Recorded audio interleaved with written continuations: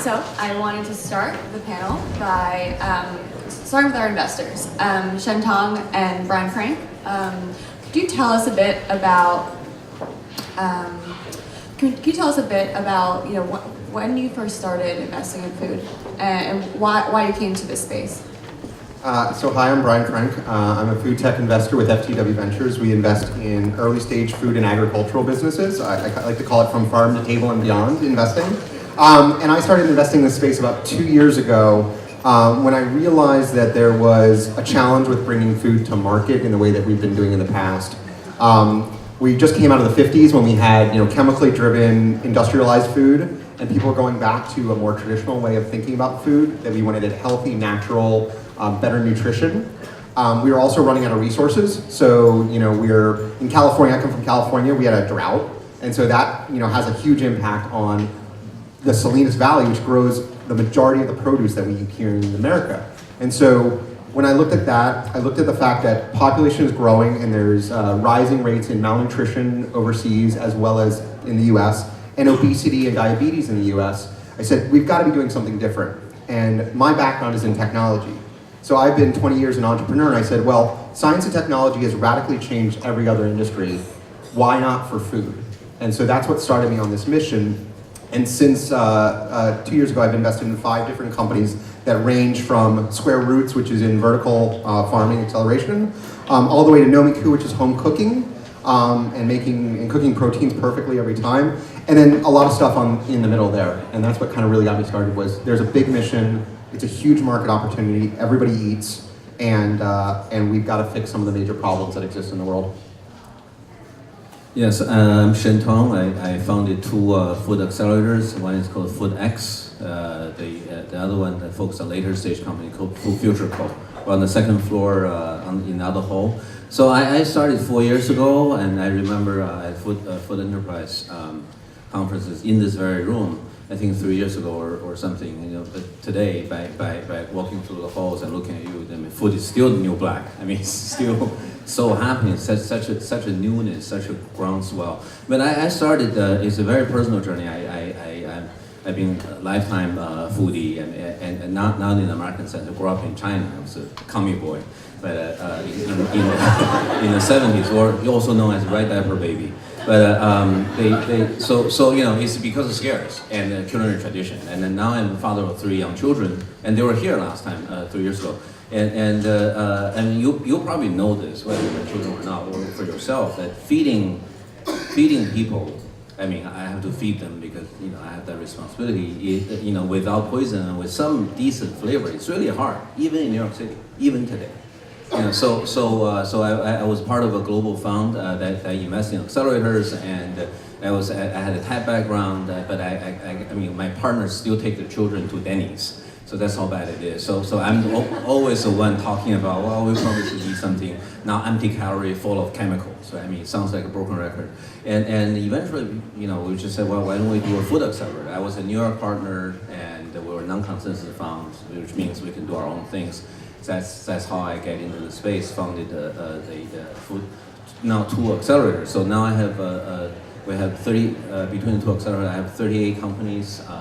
We made over 50 investment, and again, it still feels very new. And it's interesting to watch the industry change. We're certainly not a pioneer, but in terms of really applying the business acceleration to scale businesses and using patient but smart capital to see how different trends converge. Food is not just something critically important for society, for environment, for health. It's also the biggest opportunity now. You think about the entire global software company, which is $400 billion a year. Food alone in the US is $1.5 trillion, and over 90% of that can and should be disrupted. This is the biggest opportunity since the internet revolution, and this is not even including global and ag, which together is $9 trillion, right? So it's very interesting to see a lot of opportunistic play come into the space. But I want to wrap up saying that Food Future and myself, we're accelerator in food as food. So tech is part of it, but we believe tech is really distant 3rd major filter for us, because the regional nature and culinary tradition is really what inspires us and how we look at that through those lenses. That's how we look at the new businesses and entrepreneurs. And with an accelerator, what are some of the most promising emerging areas for you and Brian doing a lot of early stage similarly? I'm curious where you guys overlap and where you guys are different. Yeah, so accelerator is business accelerator is kind of a incubator 2.0. It's the second coming of incubator, and accelerator is much more proactive. It's only existed around less than 10 years, but it's proactive in the sense that it's not just a space to create some kind of community, which incubator did quite well, but really to proactively curate mentorship, advisorship, and through certain highly curated event, usually known as demo day, and then introducing investors. So that's the basic formula, and it's a Silicon Valley formula that now has been proliferated throughout the industries. So some of the sectors that I'm looking at, I think of the whole investing landscape as a system. I don't think you can invest in any one sector without looking at all the other ones. So the way I look at it is we have to create the food in some way. So it starts at the farm or possibly in a lab these days because there's a lot of scientific advancements that are allowing to do amazing things. And we'll talk about the Impossible Burger and how melding good food with science can actually make better food. So I start there with ag tech. In that space alone, I would say, as Shen said, there's so much money and opportunity that these farmers are dealing with issues that have to be solved, whether it's big data, whether it's automation, whether it's sensor equipment. And I think in the last 2 months alone, I think I've seen 10 or 15 farming robotic companies, 3 strawberry picking companies, robots alone. Because we have a big challenge in the agricultural industry, whereas labor is becoming scarce. Our immigration policy is not going to allow us to have more people come and pick our vegetables, and nobody here from Brooklyn or from New York City wants to go to a farm and pick those vegetables.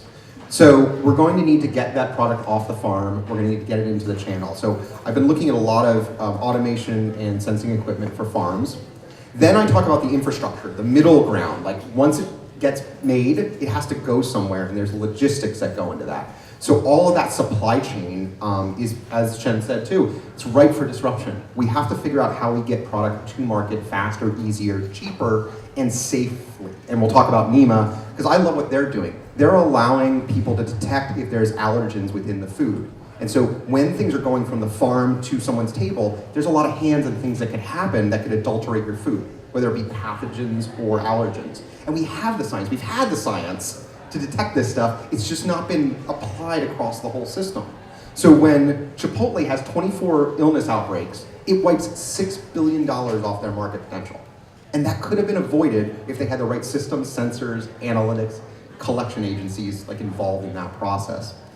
And then the final one is obviously consumer, right? Because we're all eaters, right? This is the only market I think, or one of the few markets that it's a market of everybody, right? And so there's so much. It is demand-driven supply constraints. So Yeah. if you want to think overall, focus on supplies. And I'll point out three. There's three. There's so many. We track around 40, but the probiotic is a surprising one. Food waste, definitely. I couldn't have called that one 4 years ago, even though we have a food waste portfolio. And local. Local is just such. I mean, again, I couldn't have called that one. I have seasons also on second floor.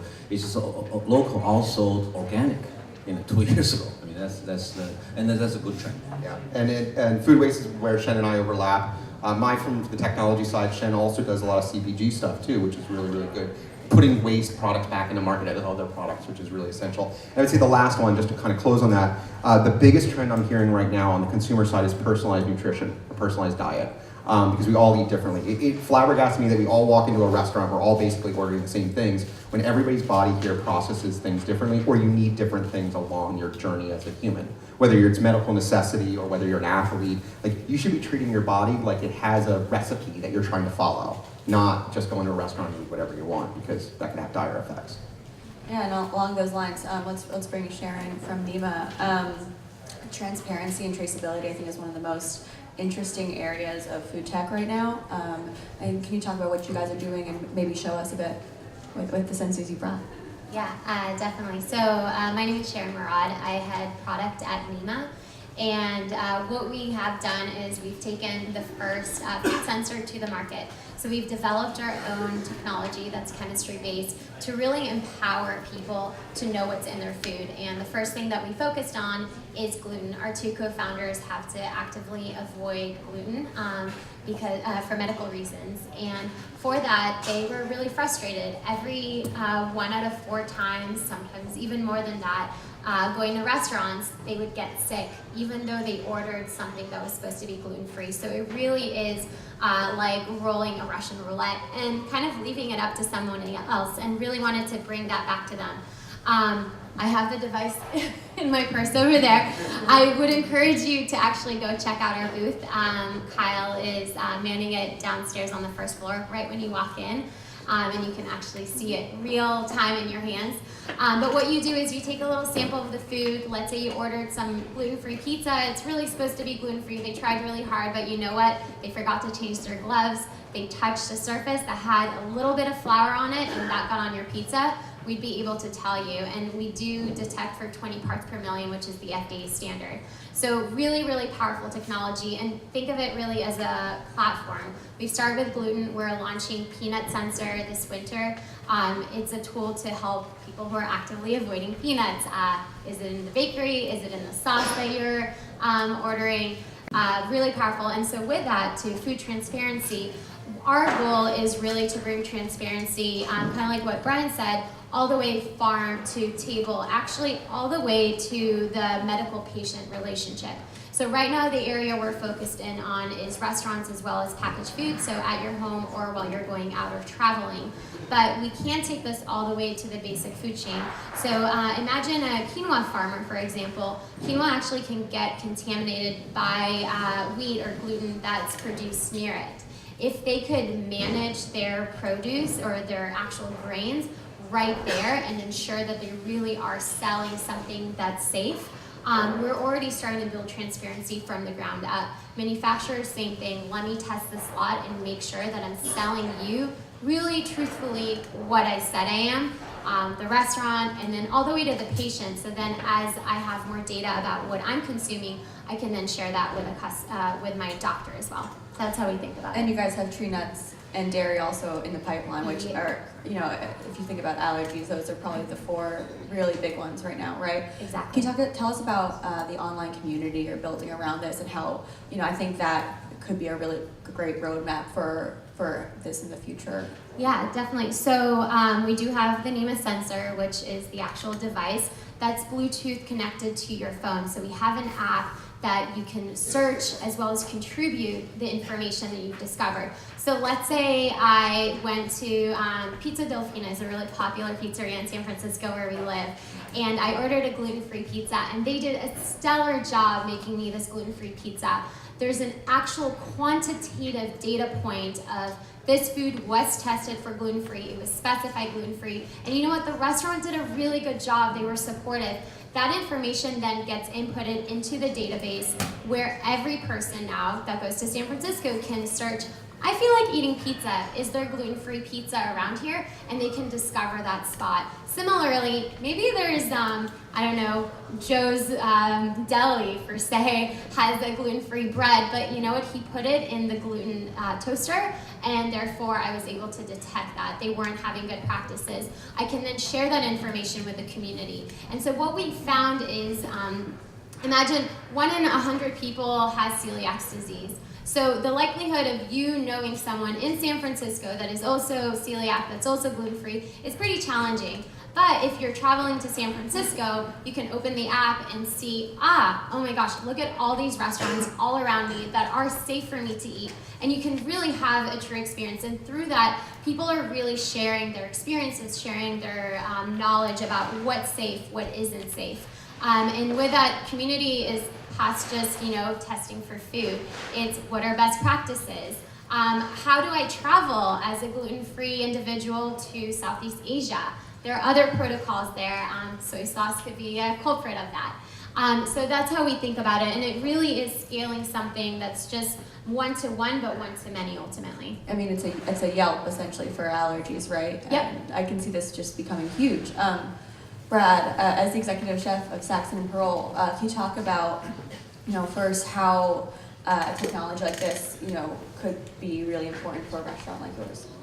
Sure. So I'm Brad Farmerie. I'm the chef partner of Saxon Parole and Public Restaurant, which we just closed, unfortunately, and a few other restaurants in America and around the world. I should say that I kind of fell into this head first with the Impossible Burger.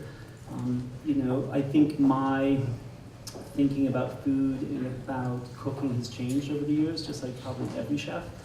I think I got into it to make people happy. You get that immediate response, you get that smile. So that's how I first got into it. At some point, you need to make money, which as a chef is not easy. So, scrounging around, so it's like, I gotta do this, I gotta do this, I gotta do this. And I think probably around the point that I had children is where you're like, well, I have a platform and we can make a difference. We feed 300-400 people a day. So that's a big impact. And then hopefully there's a knock-on effect where those people then go and talk about what they experienced. I chased Impossible Foods for a while. I was a little bit of a stalker.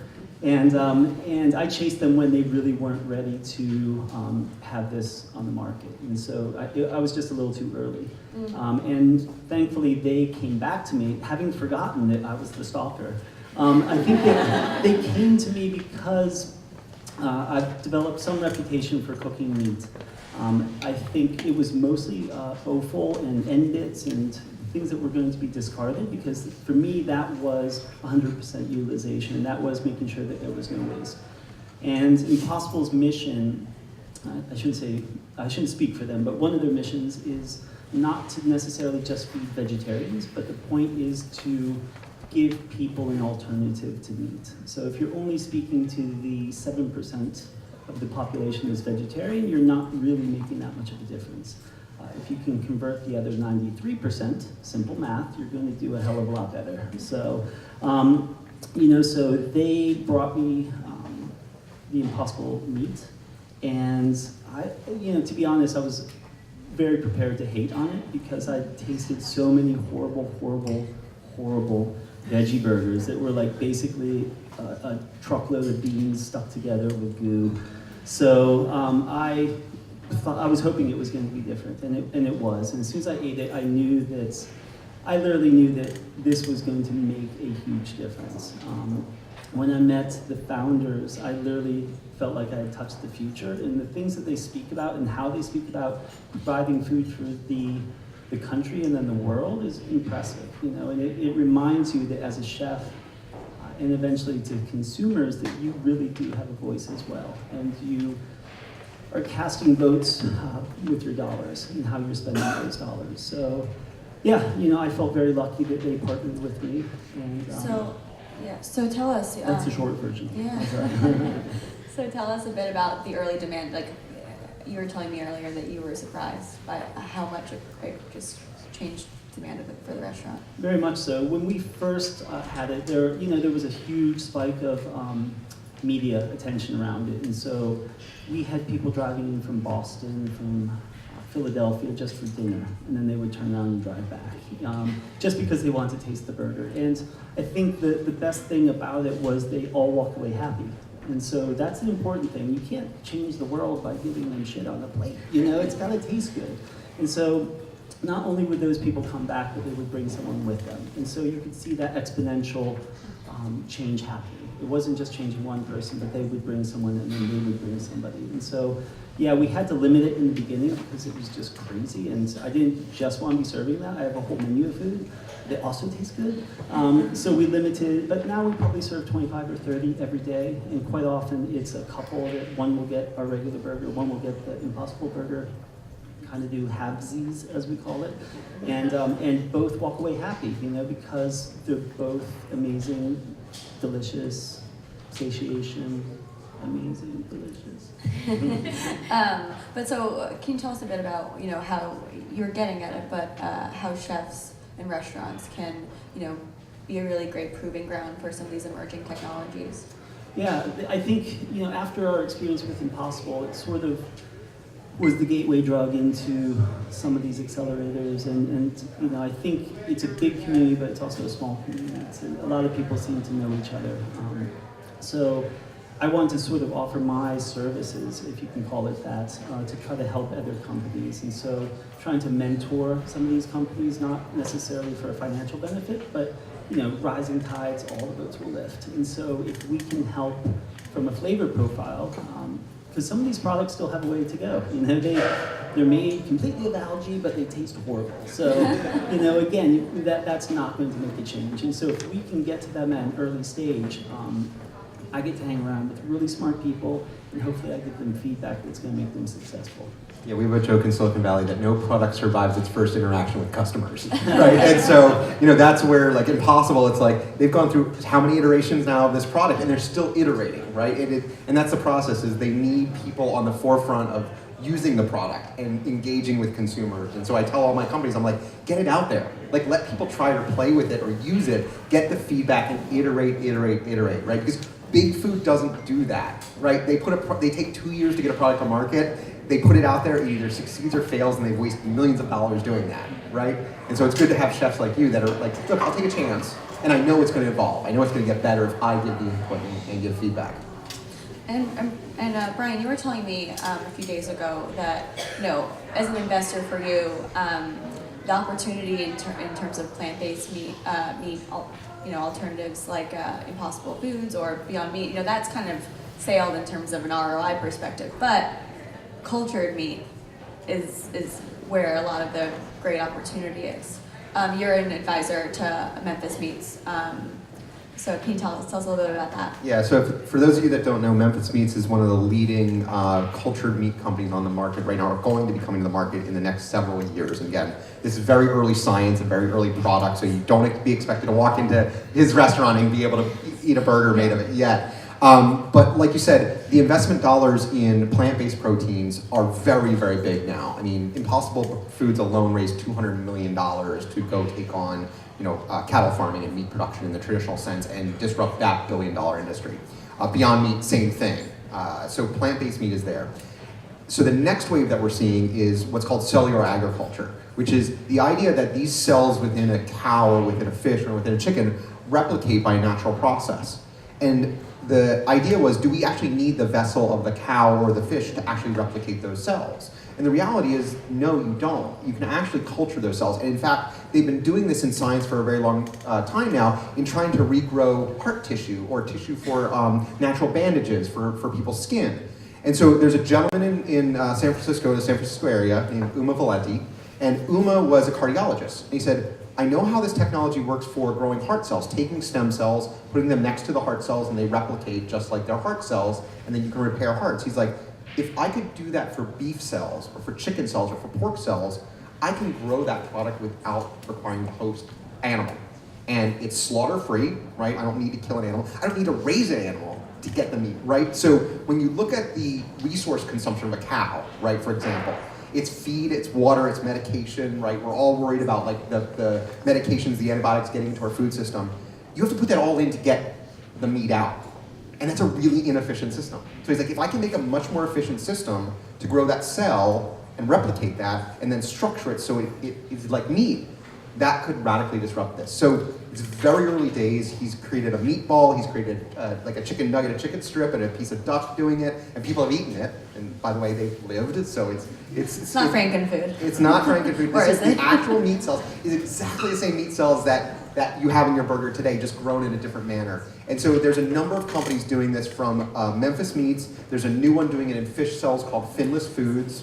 And there's one doing it in milk called Perfect Day. And one of my companies is called Geltor. They actually grow gelatin in fermenters. So we're learning to grow all these products without requiring those host animals, which is amazing. But it's really expensive right now. Really expensive. Can you tell us a bit about kind of the road ahead? Because, again, scaling this will be the big challenge here. Yeah, so real quickly, about 3 or 4 years ago, a gentleman by the name of Mark Post, who's one of the scions in this industry, built a burger for $300,000. And this was funded by some of the ex-Google people and stuff like that, PayPal people. And someone ate it on TV, and they're like, tastes like meat.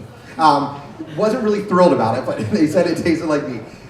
They have now gotten it down to roughly about, I would say, about $3,600 a pound But remember, the price of meat is like $3 a pound. So we're scaling down this big curve of cost to do this. And the next big scientific breakthrough they need to make is the medium in which it's grown. They need to reduce the cost of that. And their goal is in the next 5 to 10 years to get that to commodity price point so it can be sold on the market against the meat product. Now, take Impossible Foods. Let's do the same cost curve, right? They started with a really expensive product. Technically, it's still really expensive. You're selling a premium burger, right? How much are you selling it for? It's probably about $19. $19, right? So I can still go to McDonald's and get a burger for $2, right? And I must admit, we don't actually make that much money off of it. It's a labor of love for that one. So. Right, and they've taken 4 years, roughly 4 years to get there. So you can imagine in another 3 to 4 years, these companies will be there. Now, there's been one announcement in the past year, actually past couple months, that's kind of put a little question in everybody's mind. Hampton Creek announced that they're going to have a product in market by next year. And all of us that are in cellular agriculture go like, really? We know the science, the science is hard. I want to, show us the proof. So there may be something by next year, but my guess is it's more probably 4 or 5 years out. So we don't have too much more time before we open up for questions, but I do want to ask everyone on the panel one question. We're all here because we love food, and food tech is exciting, and it's pretty buzzy. It's for good reason, though. But where do you think there's too much hype, and what drives you for the future? Fake meat. I thought you were going to answer that. It's just like, I'm modern day trained biologist. That's my first academic degree, both China and in Boston at Brandeis. Before I went on to do research at Harvard, to summarize how I look at the space, I still invest in anything beyond above cell level, and the reason being that the work you're doing is great because when I finally decided to pull the trigger and devote my life to food investment, food innovation, right? The first group I went to, which is sadly and amazingly the only professional group that people still trust, are the chefs, right? So that's why I work with a lot of chefs, and before I even started the company, but then I started to really fully develop my thesis, which is that the way we guard taste is there are three triggers, right? It's tongue, it's brain, and it's guts, right? So modern food science have done amazing things to actually end up look at the result, like trick our taste bud and brain, but couldn't trick our guts. That's why the American population, I'm telling you, over 70%, these are the government number, right? Fat, sick, and hungry. I don't know how else I can call it, right? So I'm very skeptical, but also very excited watching the space to see, if there's flavor, right? I will trust the chef's flavor, but in general, that the highly processed food is also tastes very good, but it works in a different way. It's not holistic, right? So that's our, and I think this trend, we're very excited to watch it, but I don't know how, do we need more scientists in our food space? I'm not sure, So for me, I'll start with the negative side. So the thing that I think is overhyped is actually in the hardware space, a lot of the smart ovens, smart this, smart that. At the end of the day, I cook because I love cooking and I love the experience, and I think the way to build that love is through really learning and making mistakes as you cook. And I think a lot of the processes that they're introducing in some of these smart ovens is saying, oh, I'm going to cook you the perfect salmon, but some of you may have read some of those articles about that perfect salmon and how long it took that perfect salmon to be made. And so I don't believe in that personally. I think there's a way to go, maybe for mass manufacturing, the smart oven space could be interesting, but I think for the consumer home, I have, some gas in the pan and I can cook something. The thing that I am really excited about is actually vertical farming. I think there's just so much room for us to grow there and really succeed. Really expand and really bring food farm to table closer to us on a day-to-day basis. I look at New York when I'm here and all these amazing rooftops. What if those rooftops could be used as part of those buildings for the vertical farming and bringing the resources close to us and also reducing the cost? And there's some awesome startups in that space right now that I definitely feel confident about. So I would say the overhyped one is, in my mind, delivery. So I actually even say food delivery is not food tech, it's logistics with the added complexity of trying to figure out how to get a meal to someone's house in 30 minutes or less. And oh, by the way, Domino's has been doing that for years.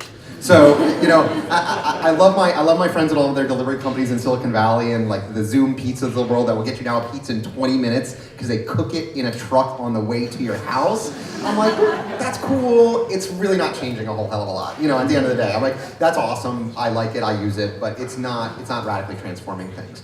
I'd say two areas that I'm hoping really break through. One is about upping the nutritional quality of our food. So if anybody knows about what's happened to our food system, because we went to this industrialized food system, and because we truck all of our food across the country, things have been bred without the nutritional value that they need to have. Tomatoes today don't taste like tomatoes 50 years ago, and they don't contain the nutritional quality. So we have to figure out how to put the nutrition back in our food, in every single piece of food that we eat. And I think that there's something to be said about science helping with that process, because let's not forget there was a crazy scientist by the name of Mendel who put two pea plants next to each other and figured out they can crossbreed. And so we're just building on that technology of heredity and other things to actually innovate within that space. That's one area. And then the other area, I think to Shen's point, real natural food is still really, really good for you. And so lessening the cost and effort and for going organic, because the demand for organic outstrips the availability of organic products right now. Costco wants to go all organic. They cannot find enough organic supply to supply all the people that want to buy organic at Costco. Costco had to set up a $100 million debt fund to help fund farmers go organic because they just need it and people want it. And so I think that's a really good thing. And we have to find ways to finance that. I mean, that's really, really hard for those agricultural concerns. I just want, on following your positive trend, there is a very symbiotic relationship between science and what we call the resilience of other two smarter systems. That's nature and culinary tradition, culture, but specific culinary tradition because it's just tried and true, right? Nature is just happened to exist and work before we're here. So I think we see science and technology more not necessarily high tech, including high tech, but also can be low tech. You know, marketplaces, behavior shift, social, and the formulation, logistic, absolutely, packaging, it's a convenience. We call it modern convenience, including science and technology, that help to leverage the resilience of nature and culture. So I would make a difference between bioscience versus chemical and physical science, which is dominate 90% of food, right? I mean, that's what, so because if bio can mimic nature, that's just like a more traditional agriculture. So we're open to that. Well, it's funny that you talk about the fast delivery because the number of times I've heard drone used, I was like, get over it. Yeah, they're out there, but they're not bringing in my pizza. And I actually don't want it, but I agree that I think the overhype for me is the things like the technology that's disconnecting people from what they're cooking. The smart ovens and all this Bluetooth activated this and that. I think, people forget that food isn't just calories, it's not just flavor, it's heritage, it's tradition. Touching the food that you're going to cook is very important. You're less likely to waste it, it's been proven. If you're cooking that piece of salmon, you're not going to burn it. Hopefully, you might. But you're less likely to burn it because you're the one that bought it, you're the one that's preparing it, you're the one that's going to eat it. If Alexa is doing all of those things, burn away, because you had no connection with it, and you're not also creating the heritage for your children and your family. It's bigger than just dollars and cents. And I think I like where the money's going into new ingredients and actually cleaning up some of the existing ingredients. I think one really good thing about Impossible Foods that they probably didn't think about is I think it's actually making the meat industry reconsider how they're operating. So, okay, Impossible is a great alternative, but it's also going to have the knock-on effect of making the meat industry cleaner, safer, less environmental waste. So, yeah, I don't even know what my point is here, but scene. I have one good story to finish on, which is around chefs and being able to reach out and connect one-to-one, because I think that's really what technology allows us to do is get more information on what we're eating, connect with the people that are doing it. So I talk to farmers that are on Twitter, and they're reaching out on Snapchat and stuff like that. So I just want to relay a story that it just showed me how technology is going to completely transform how we think about food. I had to cook a Christmas dinner last year. and my in-laws gave me a piece of Wagyu beef. And I never cooked this in my life. And so what I do, I get on Twitter, I connect up with my friend Kenji Lopez-Alt, who wrote a James Beard Award-winning cookbook. I say, Kenji, what do I do? And Kenji and I have a little discussion on Twitter about how to cook this thing perfectly. And then all these people are chiming in, learning this information kind of in real time. And so, these kind of things allow you to really learn about your product, connect with the chefs, connect with the people behind the food. And you're right, the fact that our kids are only going to think that food comes from a supermarket or from a drone, it's kind of sad, right, at the end of the day. So I think we're getting to that place where technology can unlock a lot of the food capabilities. Cool, and Eddie, okay. You? So Brad, sorry, I'm gonna carry over the mic. Oh, sure.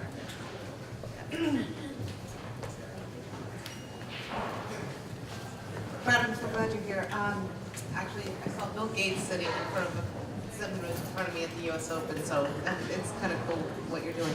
But what I'm really interested in is with the Impossible Burger model, I believe restaurants and obviously chefs can customize that product, right? So there's a baseline product, and then it can go into a more specified form factor, if you will, to kind of mesh with the demographics of the restaurant and the population of the restaurant.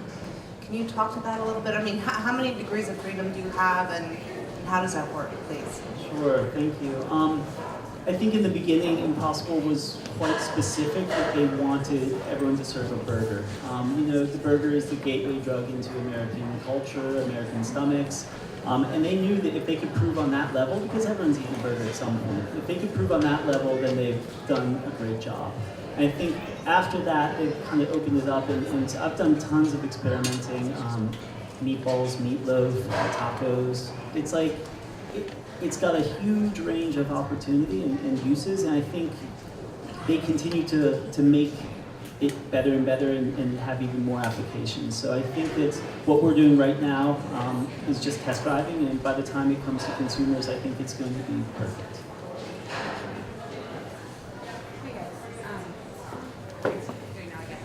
Okay, awesome. So this is a great panel, thank you. And there was another great panel this morning on food waste. And this question is for the investors.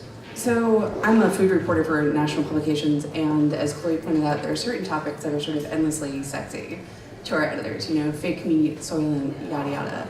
So given that, as a food reporter, we try to cover things like don't waste the food that you're cooking with, and it's really hard to make it foxy, and it's a language problem.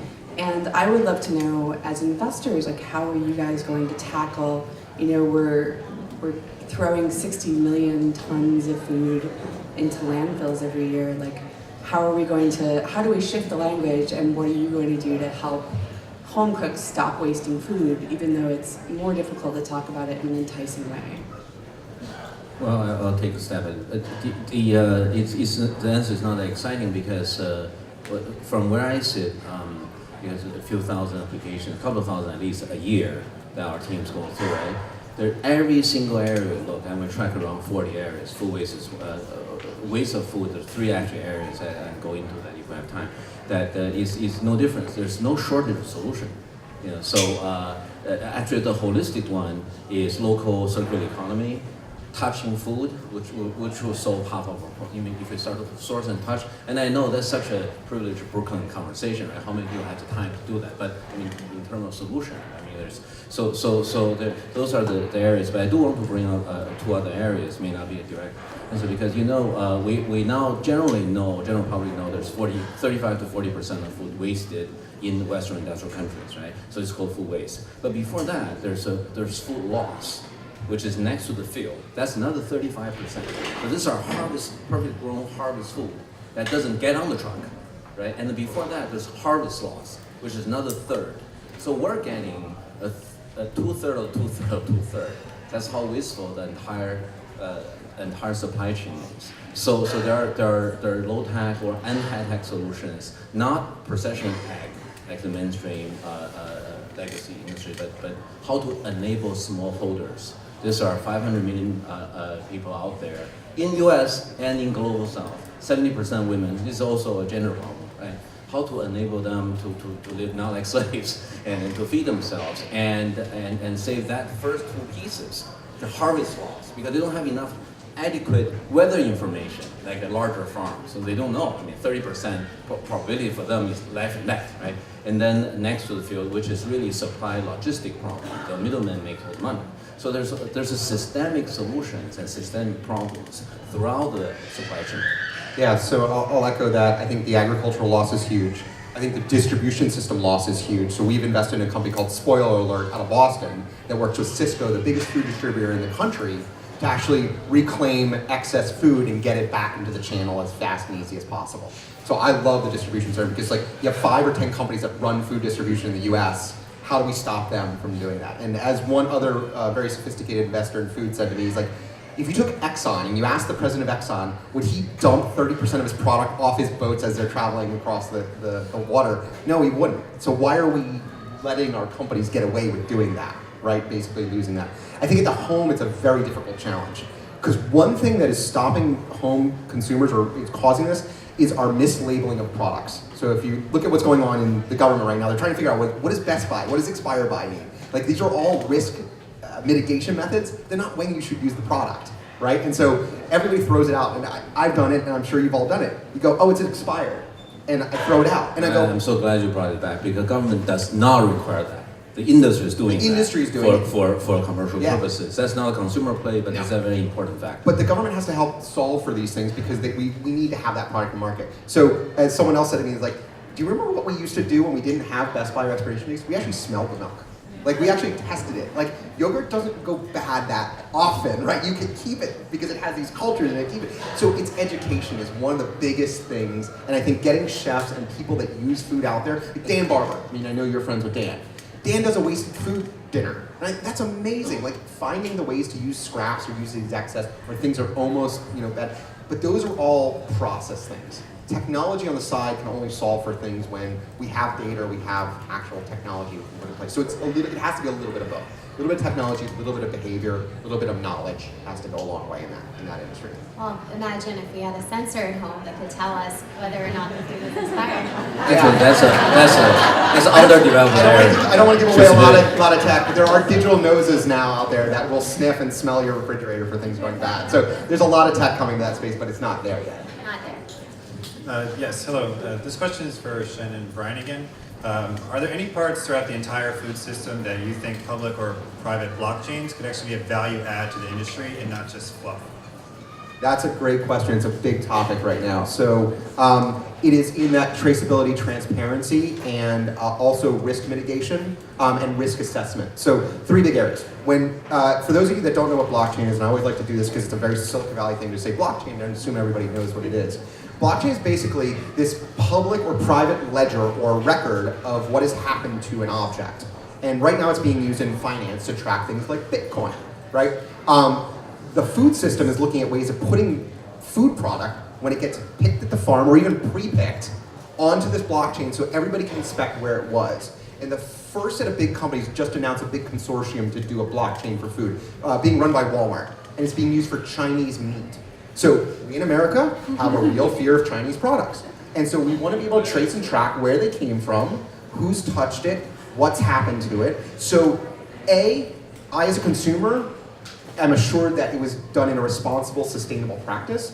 But also if there's ever a pathogen outbreak, we can trace that one piece of meat all the way back to the individual cow and how it was slaughtered so we can take that out of the marketplace. So transparency, traceability, and risk mitigation or risk assessment and then dealing with risk are the big things for blockchain. And there's another economical factor because the industrial structure now is really stacked against healthy, sustainable food, despite of all the innovational energy, entrepreneurial energy, and investment dollars.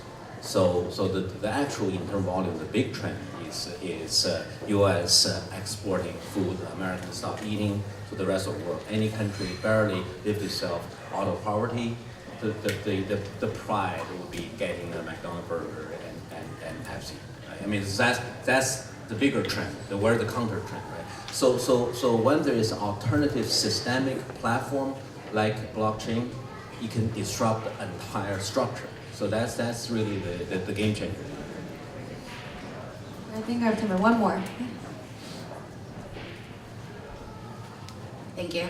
This is a question for Nima. It sounds like a very informative, innovative, and informational product. And just wanted to know what your plans are to partner with like New York state or city food and health departments to perhaps embed this into like their restaurant rating programs or what have you.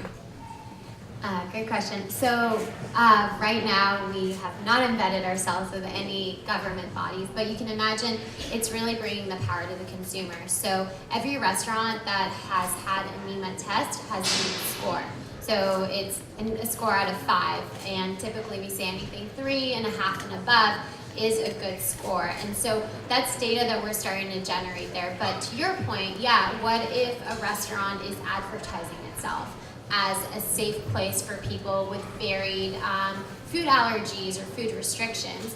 That's where definitely, when I was talking about kind of all the verticals and the full value chain of where we can insert ourselves, that's definitely one where we could partner with these governments and say, hey, you know, this restaurant has a food rating. Well, why doesn't it have, you know, its cleanliness, its, you know, I don't even know what goes into this room, whatever that might be. But those ratings, well, maybe it's actually a trust factor, right? Are they really producing it? And then similarly, you can imagine with food manufacturers, that's another place for us to insert ourselves, because there is that conversation of saying, hey, you know, for example, Cheerios has a gluten-free Cheerios.